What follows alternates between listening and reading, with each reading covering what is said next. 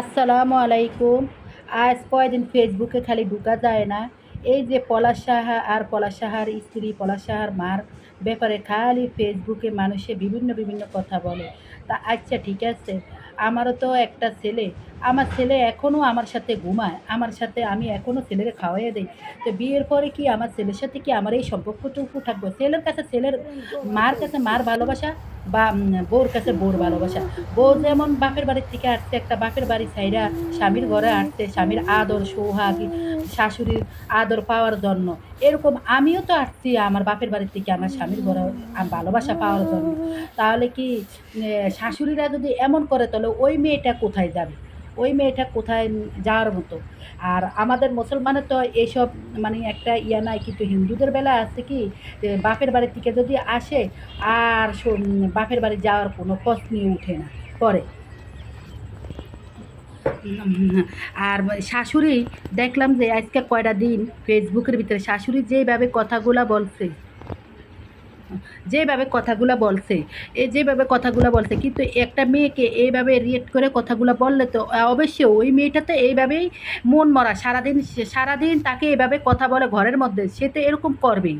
স্বামীর সাথে তো সে একটু ঝগড়াঝাটি থাকবেই, থাকবে সবাই তো, আমরাও তো স্বামীর সাথে ঝগড়াঝাটি আমাদেরও তো লাগে, সবারই লাগে, একটু একটু লাগে। তাই আমি এইখানে মনে করি শাশুড়িরও দোষ আছে, পলাশ সাহারও দোষ আছে। পলাশ সাহার দোষ কিন্তু আমি মনে করি পলাশ সাহা তার মাকে বুঝাইতো যে মা, তুমি একটা মেয়ে আসছে, একটা জায়গার থেকে আসছে, তুমি তাকে মানিয়ে নাও, তোমার মেয়ের মতো মানিয়ে নাও মা। তাকে যদি তুমি আদর করো, ভালোবাসা দাও, সে তোমার সাথে কোনোদিন এরকম করবে না, এরকম আচরণ করবে না।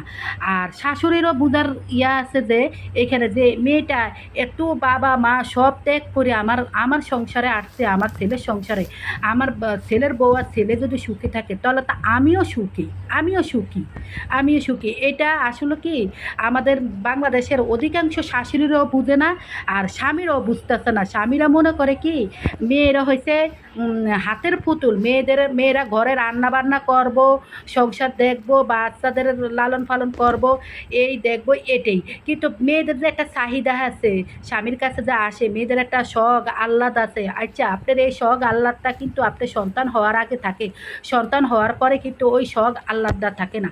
আমার বেলায় করি, আমি যে যখন আমার বিয়ে হয়েছে 15 বছর বয়সে, আমার বিয়ে কিন্তু 15 বছর বয়সে হয়েছে, আমি একটা ডিফেন্সের বউ। কিন্তু দেখা গেছে কি আমার 15 বছর বয়সে বিয়ে হয়েছে, মেয়ে হয়েছে আমার 17 বছর বয়সে, 17 বছর বয়সে আমার বড় মেয়ে হয়েছে।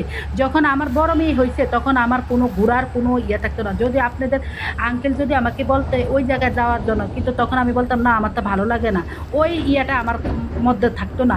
কিন্তু যে বিয়ের যখন বিয়ে প্রথম প্রথম হয়েছে তখন যখন বিয়ে প্রথম প্রথম হয়েছে তখন কত জায়গায় ঘুরতে মন চাইতো, কিন্তু যাইতে পারি না। কেন যাইতে পারি না? আমি তো ওর সাথে তো থাকি না বাসাতে, ও তো থাকতো বিভিন্ন কর্মস্থলে, তখন আমি বাড়িতে থাকতাম, কিন্তু আমি তো যাওয়া আর হয় না। পরে ওনার সাথে যখন আমি কোয়ার্টারে আসছি তখন উনি এই জায়গায় সেই জায়গায় নিতে চাইছিল, কিন্তু আমি তো যাইতে পারি